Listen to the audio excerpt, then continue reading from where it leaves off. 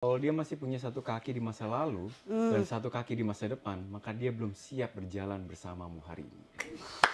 Dion Yoko. Iya, iya. Nice.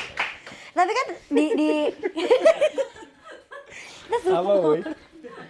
bagus.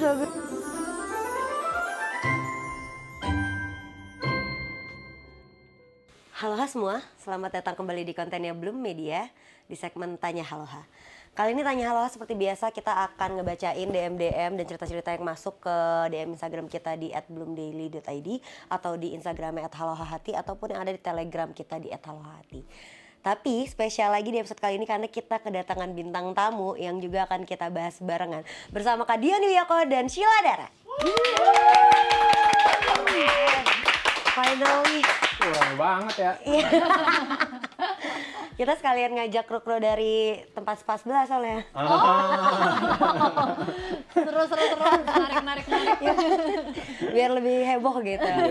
Ya, Kak Sheila sama Kak Dion datang ke Tanya Haloha spesial buat jawab-jawabin question dari Haloha Bestie yang udah kita sortir. Sama karena ada film baru ya, series baru yang mau benar lagi tayang ya? Film. Oh, ini jadinya film? Iya. Kalau yang kemarin kan series kan? Benar. Sore juga judulnya? Enggak. Selepas pagi kami bangun mandi.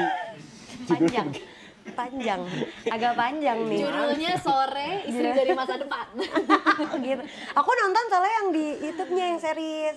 Iya kan? Ini sambungannya atau bukan? Kalau Bukan. Jadi bukan lanjutannya, tapi ini semacam tribute ya rasanya. Iya. Apa kamu mau ngelucu ya?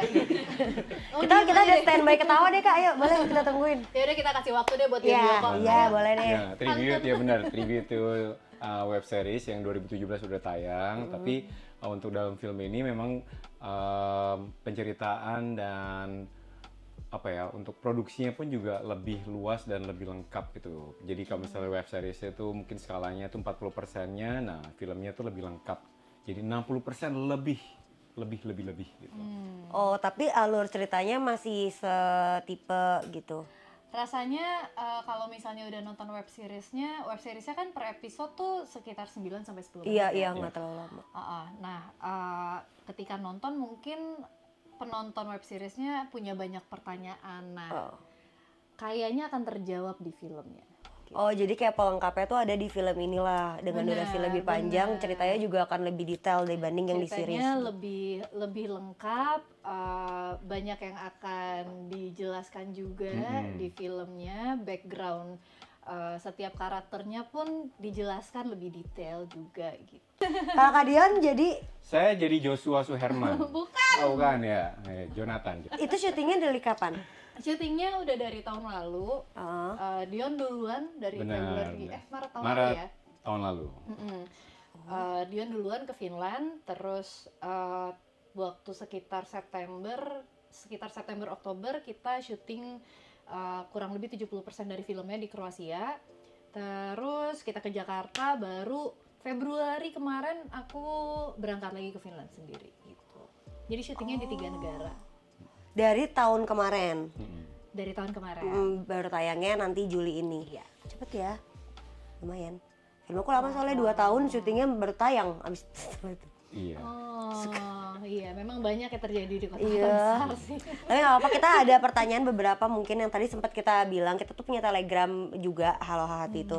Nah, tuh kita tuh sempat ngasih tahu kalau akan ada Kak Dion sama Kak Sheila mau datang ke sini dengan promo film Sore. Nah, ada beberapa pertanyaan yang mungkin bisa dijawab sama Kak Sheila dan juga Kak Dion. Ya mungkin agak berkaitan, boleh dijawab secara personalnya Kak Sheila atau Kak Dion, atau boleh dijawab sebagai karakternya kalian di dalam film Sore ini juga nggak apa-apa. Iya. Okay. Pertanyaan yang pertama akan kita pop-up di sini, mungkin teman-teman Haloha Bestie bisa lihat. Kak Sheila boleh bacain kan? Oke. Pertanyaannya, aku mau ceritain pengalaman aku ya Kak, nanti boleh tolong kasih solusinya. Ya ya, opini, kita perbaikin sama opini. Kalau solusi sih kayak gimana ya, kita bukan Gak apa, opini aja pendapat. Jadi aku tuh ngerasa kurang sama diri sendiri, jadi aku butuh dorongan terus untuk mulai berubah dan ngerasa aku ini nggak stable. Tapi lama-kelamaan pasangan aku kayak capek gitu sama aku jadi ngerasa bersalah. Sebenarnya pasangan itu tuh ditentukan buat menyempurnakan kita atau untuk menemani menyempurnakan kita sih, Kak? Kak Dian udah mulai ketawa, boleh Kak Lu Dian? sempurnain diri lu sendiri lah. Dibebanin kok orang. Menurut Kak, kalian boleh jawab sebagai personal kalian ataupun sebagai karakter boleh. Iya, kalau buat aku sih sebenarnya rasanya tugas menyempurnakan diri sendiri tuh memang bebannya ada di diri sendiri sih. Kayak nggak bisa kita ekspektasi orang lain, orang terdekat untuk nemenin atau bahkan bantuin menyempurnakan. Rasanya nggak, kalau buat aku nggak gitu sih. Kalau orang terdekatnya mau menemani, itu sebuah bentuk support yang besar sekali, tapi dia nggak punya keharusan untuk melakukan itu gitu. Buat aku sih gitu. Oke, Kak Dian? Ya kalau kalian tahu juga kesempurnaan itu dimiliki oleh almarhum Bunda Dorce. Oke, mulai dari detik ini gue akan prepare setiap omongan Kak Dian akan ada punchline. Iya bener ya, maksudnya kayaknya untuk kalau mau nyari pasangan untuk menyempurnakan kehidupan kayaknya nggak akan ada habisnya juga gitu ya. Jadi ya mungkin akan lebih baik ya lebih introspeksi ke diri sendiri dulu gitu. Apakah memang dirinya memang udah cukup lebih baik dan lain-lain, terus jadi akhirnya tidak terlalu menuntut lebih besar ke pasangan gitu. Karena kalau nggak tahu ya, kalau terakhirnya dia ada bilang, ini kan opini aku ya, untuk menemani menyempurnakan kita sih mungkin bisa aja ya, karena kan mungkin journey orang dalam mencapai titik selesainya sama hidup mereka sendiri itu adalah journey-nya mereka sendiri kan sebenarnya. Menyempurnakan diri lo adalah journey lo sendiri, tapi kalau emang lo perlu bantuan untuk menyempurnakan lo juga nggak apa-apa sebenarnya menurutku. Bisa jadi didapetin dari orang lain atau pasangan kita, karena kan ketika kita berhubungan, ini opini aku ya, balik lagi. Opini aku, ketika kita berhubungan itu kan pasti nggak semuanya akan kita bisa pikul rata. Karena hubungannya kan akan nanti berdua tuh akan sharing juga kan hidupnya sama si pasangan. Jadi ya pasangan tuh bisa juga berperan untuk menemani, menyempurnakan diri kamu ketika memang pasangan itu bisa long lasting sampai ke pernikahan dan lainnya. Karena kalian akan hidup barengan berdua gitu. Jadi nggak apa-apa. Tapi kalau misalnya bener kata Kak Sheila Dara bilang, tapi kalau tugas itu dibebanin, kesempurnaan diri kamu personal dibebanin sama pasangan kamu, itu kayaknya nggak fair deh. Karena kamu sendiri yang tahu batasan toleransi diri kamu tuh ada di mana. Mungkin juga kamu yang tahu batas standarisasi sempurna atau cukup kamu tuh di mana. Tapi kalau kamu merasa butuh untuk bantuan seseorang menggapai hal tersebut juga nggak apa-apa. Karena kan mungkin ada beberapa orang banyak yang mungkin perlu juga support system, perlu juga validasi dari orang lain. Ya nggak apa-apa kalau dirasa itu bisa membantu. Tapi kalau misalnya kayak kamu bilang tadi di atas, kamu rasa selalu kurang sama diri kamu sendiri, jadi kamu butuh dorongan. Ya berarti kamu harus perbaikin untuk kepercayaan diri kamu dengan diri kamunya dulu. Jadi nanti bentuk apapun dorongannya dari pasangan kamu akan bisa kamu terima lebih legowo gitu. Dibandingkan kitanya belum selesai nih, kayak gue ngerasa kurang terus. Nah padahal pasangan kita sebenarnya udah ngasih support ya, tapi kita jadi nggak bisa ngelihat, kita jadi blind aja, kita jadi buta gara-gara kitanya nggak pernah ngerasa cukup, kitanya belum bisa mensyukurin apa yang udah kita capai di setiap inci hidup kita gitu. Ih bagus Super, banget. super. Tapi gue jujur Super. baru kali ini gue ngajak ini tertekan, anjing gue tegang. Dengan Kak Sheila ngeliatnya udah kayak gitu. Gue kayak ya Allah apa salah jawaban gue gitu. Loh, aku kan menyimak Tapi iya. gitu. Tapi itu menurut aku. Iya benar. Kayak kamu cocok deh jadi guru BK. Enggak gitu. Enggak Kayak maksudnya guru. konsultasinya itu terjawab sih. Wah, Iya, keren. tapi kalau kita sambungin dikit deh sama ke film Sore, ada nggak sih mungkin dari karakternya Kak Dion mungkin yang merasa, kan Kak Sheila itu menggambarkan sosok yang ketika nanti gue di masa depan tuh gue akan jadi istri lu dengan gue ngelihat lu seperti apa gitu kan. Ada nggak sih ngerasa hal yang mungkin bisa tergambarkan dengan pertanyaan ini?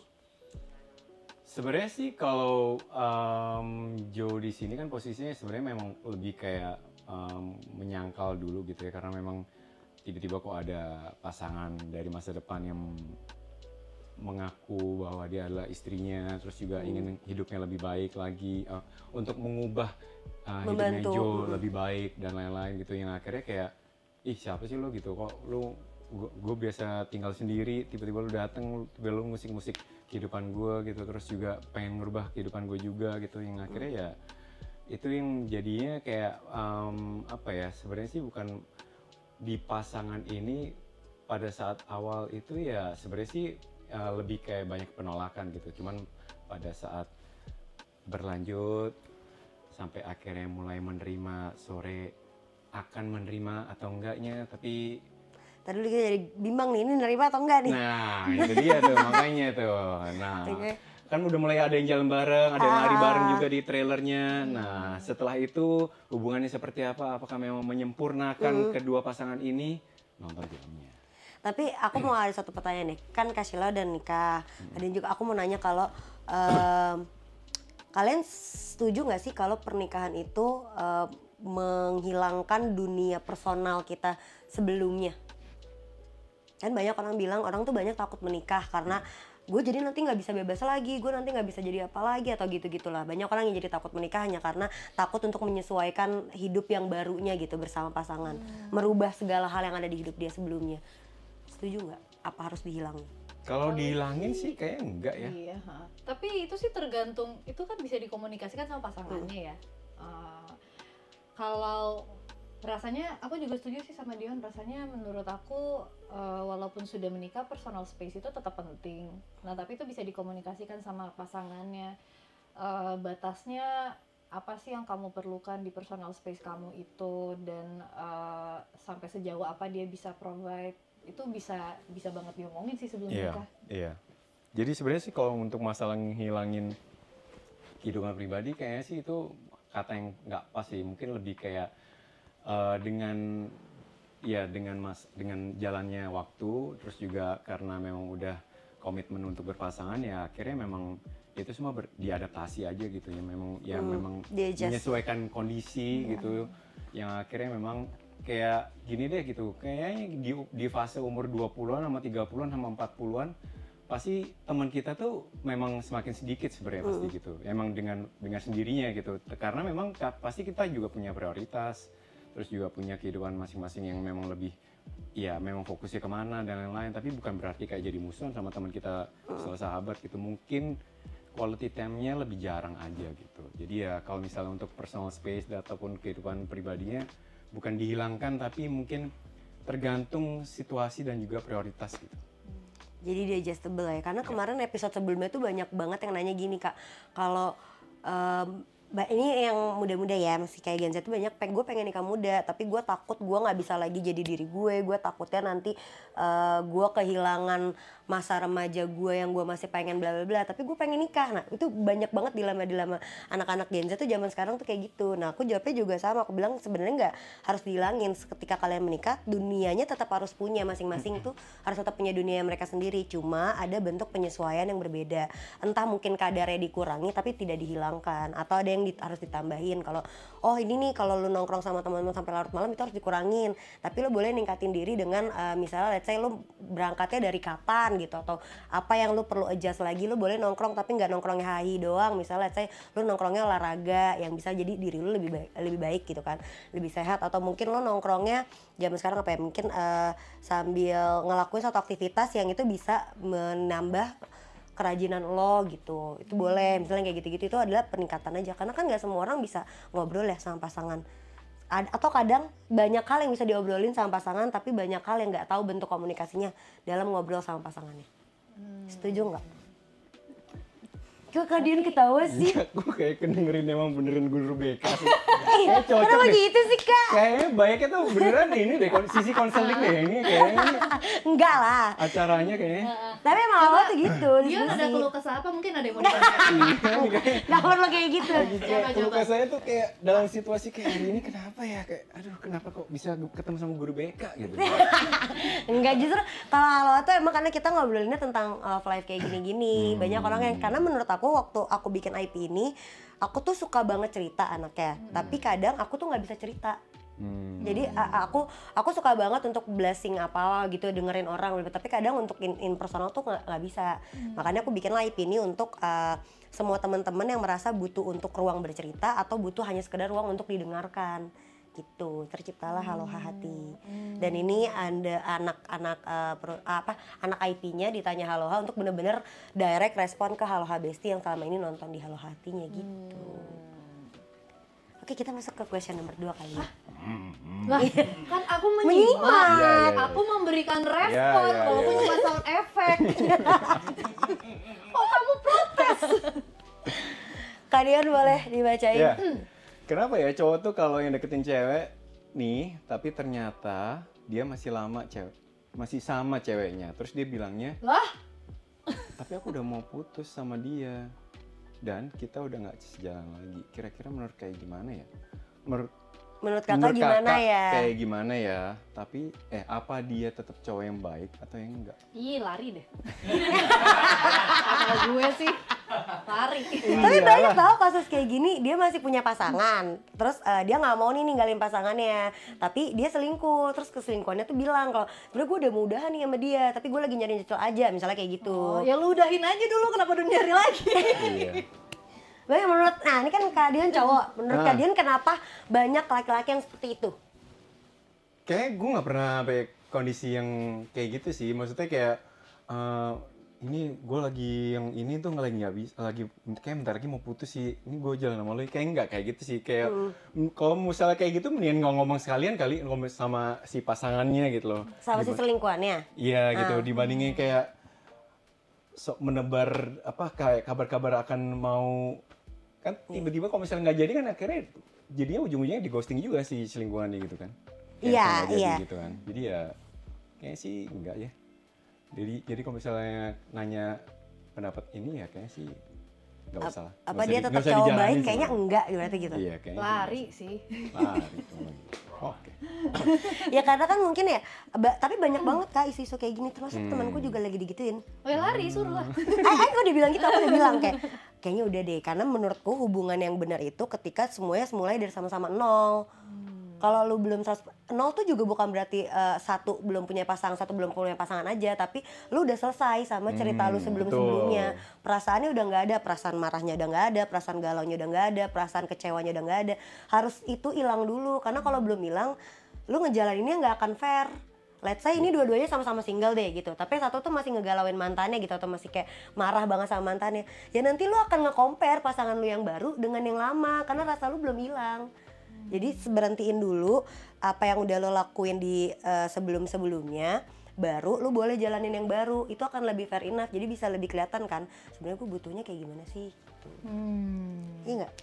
Gitu, dengerin. Nih kan kita diskusi nih Kak, menurutku kita diskusi nih. Bagaimana menurut Kak Sila, gimana menurut Kak Dion? Jadi kita ada topik.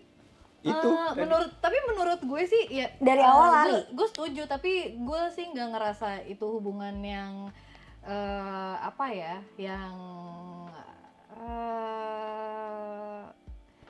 yang nyaman untuk dijalani. Gimana ya, kayak kalau misalnya Ketika posisinya kayak gini. Iya, kalau posisinya kayak gitu sih gue sangat tidak merekomendasikan sih. Saya dari awal kayak udah deh ini emang nggak baik, udah gitu kan. Menurut gue karena kalau emang hubungannya sehat, kalau dia udah nggak sejalan, udah mau putus, ya lo komunikasiin sama pasangannya gitu, bukan cari distraction. Ini kan rasanya kayak si cewek baru ini rasanya kayak distraction gitu buat gue. Second choice. Iya. Jadi second choice nggak enak tau, jadi second choice udah deh. Satu pilihan aja kita pusing milihnya. tuh, ini quotes-nya aja ini bagus banget nih. Kalau dia masih punya satu kaki di masa lalu dan satu kaki di masa depan, maka dia belum siap berjalan bersamamu hari ini. Dion Yoko. Nice. Tapi kan di Apa, boy? bagus. Memang kita harus siapin. Keren banget ini nulis quotes-nya ini. Iya kan? Tapi kalau misalnya kayak Kak Sore, misalnya aku kasih lah, aku anggap Kak Sore dulu. Dia bertemu dengan Jonathan yang misalnya di saat kakak datang ke masa yang sekarang dia sedang bersama orang lain. Akan bagaimana? Ini kita mengini aja ya, kita coba-coba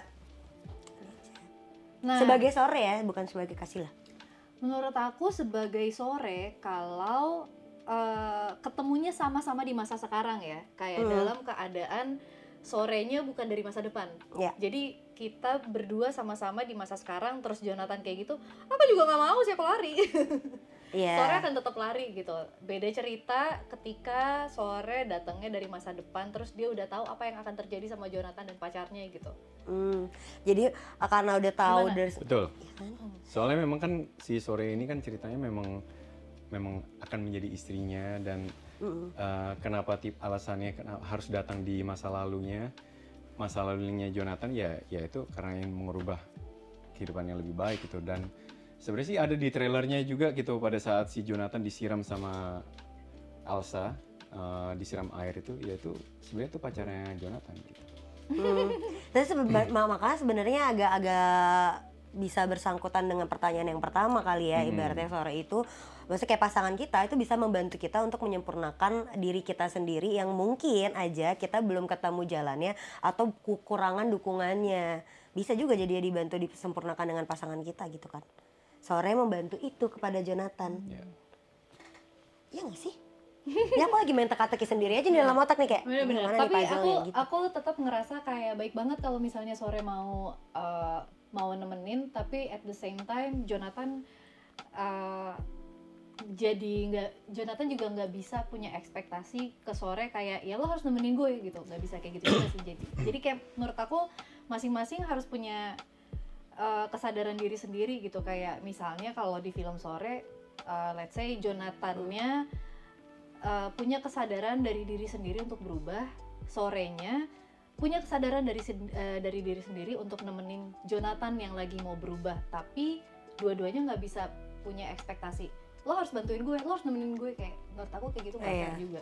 Ya harus dua-duanya mau sama mau untuk ngelihat apa sih minusnya, terus tapi nggak tahu juga. Sebenarnya aku pernah bilang gini, ekspektasi itu nggak salah karena ekspektasi adalah sebuah harapan. Yang salah adalah ketika ekspektasi itu wajib untuk terlaksana. Karena itu akan karena itu akan menaruh beban tanggung jawab kepada another people lain, orang lain itu. Jadi kayak nggak apa-apa lu berharap lu punya ekspektasi itu boleh, tapi yang salah itu ketika ekspektasi lu itu wajib untuk terlaksana seperti apa yang lu udah bayangin. Karena itu jatuhnya lu ngasih beban ke orang lain untuk bisa menyempurnakan apa yang lu harapkan tadi gitu. Ya nggak sih? Gimana Dion Yowo? Setuju. Setuju. Boleh kita punya opini? Boleh nggak gitu? Ini tidak perlu diperdebatkan, yang setuju, yang udah bagus banget yang opininya. Jangan kayak gitu lah. Bener. Nah, kita ada pertanyaan ketiga. Siapa tahu ini Kak Dion bisa membuat opini yang lebih baik. Oke. Kak, kenapa ngelepasin hubungan toksik lebih susah daripada hubungan yang healthy aja? Oh, healthy aja. Atau hubungan yang putusnya baik-baik aja? Bahkan aku udah hampir 3 tahun masih kebayang-bayang sama sosoknya dia. Solusinya gimana ya, Kak? Kan pasti sering denger dong kalau toxic relationship itu kadang suka susah buat orang keluar dari situ.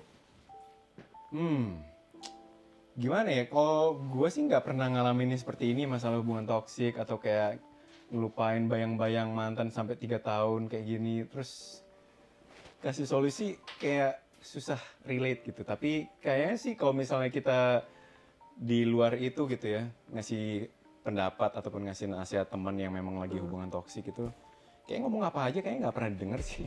Ya nggak sih? Iya, betul. Kayak kita kasih pendapat baik-baik aja gitu. Lu ngapain sih sama dia terus gitu kan? Udah tahu jelas udah kayak baik-baik aja gitu. Terus juga manfaatin, pokoknya intinya tuh negatif aja gitu. Tapi ya ujung-ujungnya baik lagi gitu. Jadi itu sebenarnya kadang-kadang memang harus balik lagi ke personalnya juga sih gitu. Kalau memang dia mau move on, dia mau ya maksudnya melangkah lebih baik itu kayaknya harusnya kayak balik sama orangnya sendiri sih gitu. Kalau kenapa, kan pertanyaannya kenapa ya? Kenapanya sih aku nggak tahu sih. Kayak kenapa ngelepasin hubungan toksik lebih susah, nggak tahu karena jujur belum pernah ngalamin. Tapi kalau misalnya pertanyaannya mesti gimana, kalau masih kebayang-bayang tadi tuh kayaknya ada satu opini kamu tadi yang cukup relate sama pertanyaan ini sih, kayak kalau misalnya mau mulai hubungan harus sama-sama dari nol lagi gitu. Rasanya kalau kayak gini kan berarti kamu masih belum bisa lupain pasangan kamu. Kayaknya mendingan fokus ke diri sendiri dulu aja deh gitu. Kayak mungkin ini saatnya kamu sendiri dulu lebih mengenal diri kamu sendiri. Kadang tuh kalau misalnya lagi aku ngerasa kalau kamu lagi sendiri lebih banyak komunikasi sama diri sendiri, bisa banyak terjadi growth juga gitu di diri kamu. Jadi kayaknya menurut aku sih daripada terburu-buru masuk ke relationship baru cuma untuk ngelupain si mantan toksik ini, fokus memperbaiki diri dulu sendiri aja kali ya. Mungkin kalau nasihatku nih paling bagus gini, daripada kamu mencoba untuk melupakan tapi memaafkan diri dulu deh. Yang pernah tersesat dalam cinta yang salah. Bangun versi dirimu hari ini yang gak lagi bergantung pada validasi dari rasa sakit yang pernah merasa seperti cinta.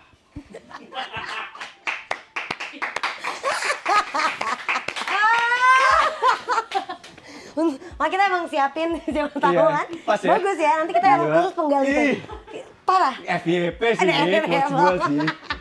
Quotes Kita gua sih tulisnya kita FYP bawa, sih. kita tulis nanti di bawahnya di Yoko Iya. 2025 gitu. Gila sih. Tapi soalnya kenapa ada pertanyaan ini, mungkin aku juga agak engahnya karena banyak banget Kak yang sering kita bahas tapi di podcastnya Haloha ya, itu sering kita debatin mengenai toxic relationship. Kenapa orang tuh di toxic relationship susah keluar dan kenapa dia tuh kayak susah gagal move on? Satu bener tadi karena rasanya sih belum hilang. Karena si toxic itu tuh bikin edik. Toxic itu tuh kayak nikotin gitu menurut aku. Tanpa sadar Tanpa gitu ya. sadar, iya kita makanin terus kayak kita ngerokok aja atau kita nge-vape gitu kan, kita tahu ada nikotinnya, kita tahu itu ada hal yang bisa membahayakan diri kita, tapi kan bikin nagih. Nah, toxic relationship itu seperti itu, banyak orang yang nggak bisa keluar karena mereka nggak bisa ngelihat lagi hal yang healthy karena udah terlanjur rusak badannya. Jadi harus diapain tuh? Mengurangi si racun itu. Nah banyak orang yang kenapa kalau misalnya dia ada di toxic relationship terus dia mau ke hubungan yang healthy, dia tuh nggak bisa sadar. Dulu aku tipikal yang gak bisa ngelihat healthy relationship tuh seperti apa, sampai aku harus ke profesional. Jadi aku ngerasa dulu dikasarin itu adalah hal bentuk rasa sayang gitu, kayak tangan tuh ternyata bukan buat ngelus loh, tangan tuh buat mukul, itu baru aku ngerasa disayang ya kayak gitu. Jadi kamu akhirnya konsultasi ke psikolog? Iya betul, aku datang ke sekolah, aku ke psikiater. Tapi itu hal itu karena memang apa yang selama ini kita terima. Waktu itu tuh pernah opininya siapa ya, Kak Marsyanda ya, atau aku lupa deh, ada yang pernah datang ke kita juga. Dia Prilly kalau nggak salah, Prilly tuh bilang kenapa kita terbiasa untuk kayak gitu, karena kita terbiasa melihat hal-hal serupa. Kan kita biasa dengan hal toksik karena kita selalu melihat hal toksik tersebut gitu kan. Jarang orang yang suka berada di dalam hubungan toxic relationship, di dalam hubungan pacarannya atau pernikahannya, itu karena masalahnya dia baik-baik aja. Mostly biasanya mereka pernah ngeliat itu duluan atau mereka sudah hidup di dalam racun itu duluan, entah dari keluarga, entah dari pertemanan, entah dari pekerjaan yang memang itu diadaptasiin banyak ke dalam dirinya, tidak pernah diobatin.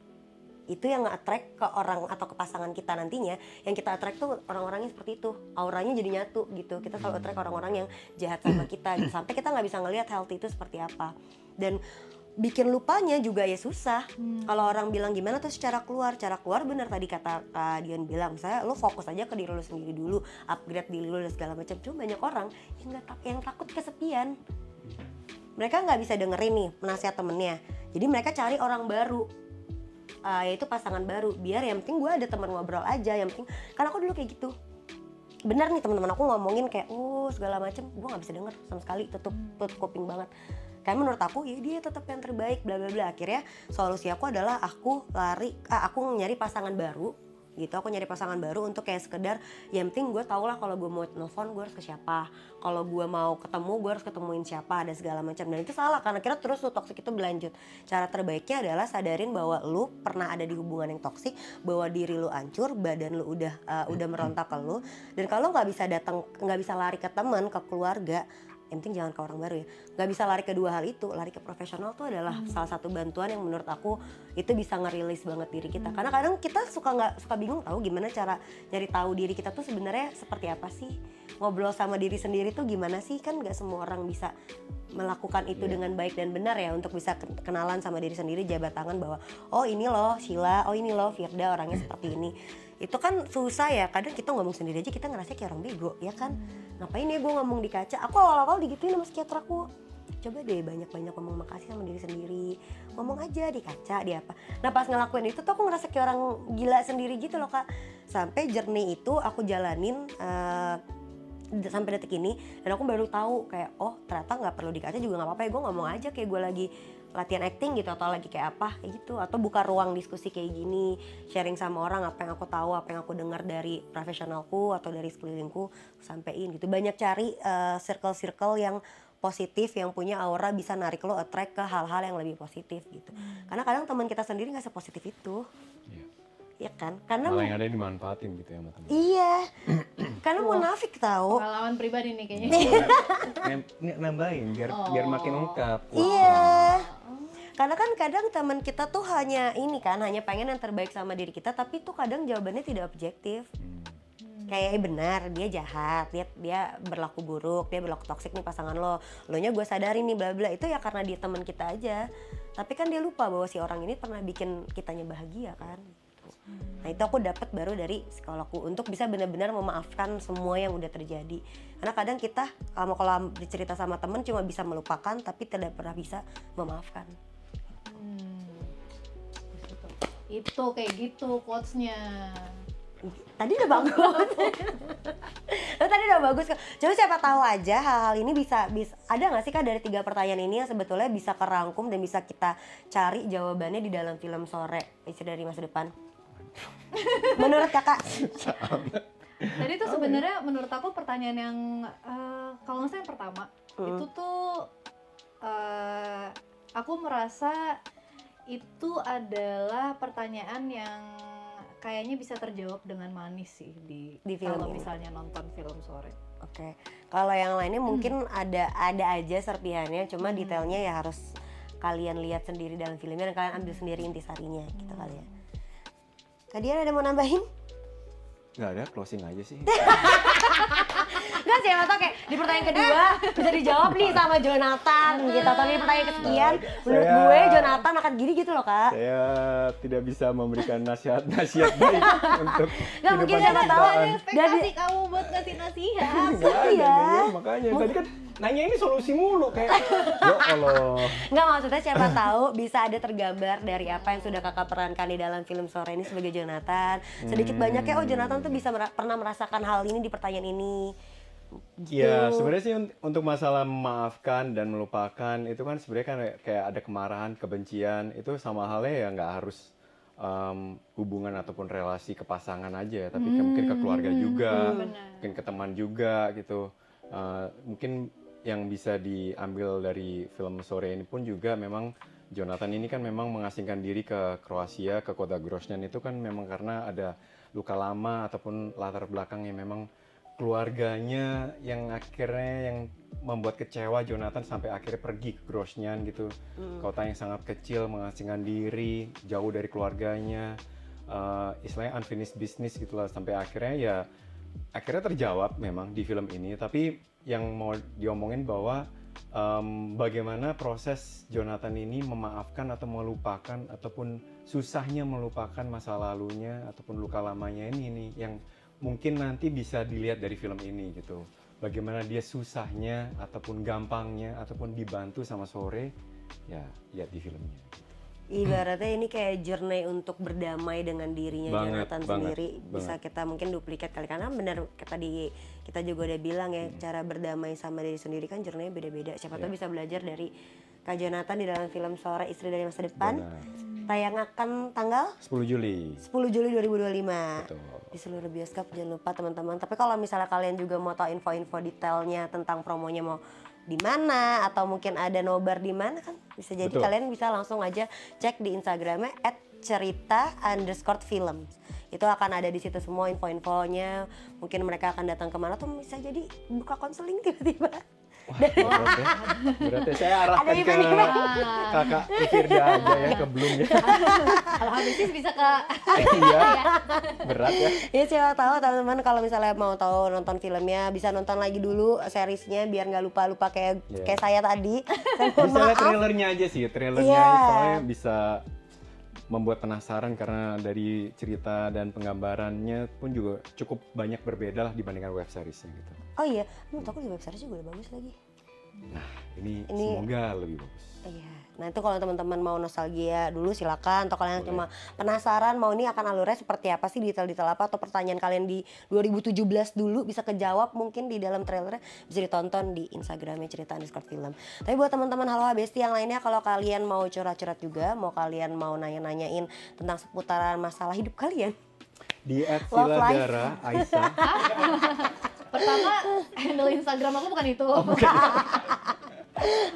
ya boleh banget buat Halo Besti. Kalau kalian mau cerita-cerita atau kalian mau datang langsung, kita ngobrol-ngobrol bareng, kita diskusi bareng juga boleh. Tinggal DM aja ke Instagramnya @halohahati atau ke Instagramnya @bloomdaily.id. Buat teman-teman yang lain juga, kalau kalian mau join ke Telegram, bisa banget join aja ke Telegram kita secara gratis. Sudah ada di link bio-nya di Instagram @halohahati. Dan kalau kalian mau dengerin seluruh podcast Halo Hati secara audio, sudah ada di Spotify dengan username @halohahati. Tolong dukung kami untuk bisa tampil di Podfest 2025. Buat teman-teman yang lain, jangan lupa untuk follow Instagram kita semua yang ada di bawah sini. Kita akan tulis. Dan juga TikToknya Bloom Media. Dan jangan lupa juga untuk like, comment, subscribe, share video ini sebanyak-banyaknya ke teman-teman kalian. Dan kalau mau penggal, tolong jangan ada iklan judi online-nya ya. Tolong. Boleh penggal aja tapi nggak usah ada iklan judul. Tolong teman-teman. Ya, dan tulis kredit title-nya ada di mana biar mereka bisa tonton secara fullnya. Kalau gitu sampai bertemu lagi di episode-episode berikutnya. Dah.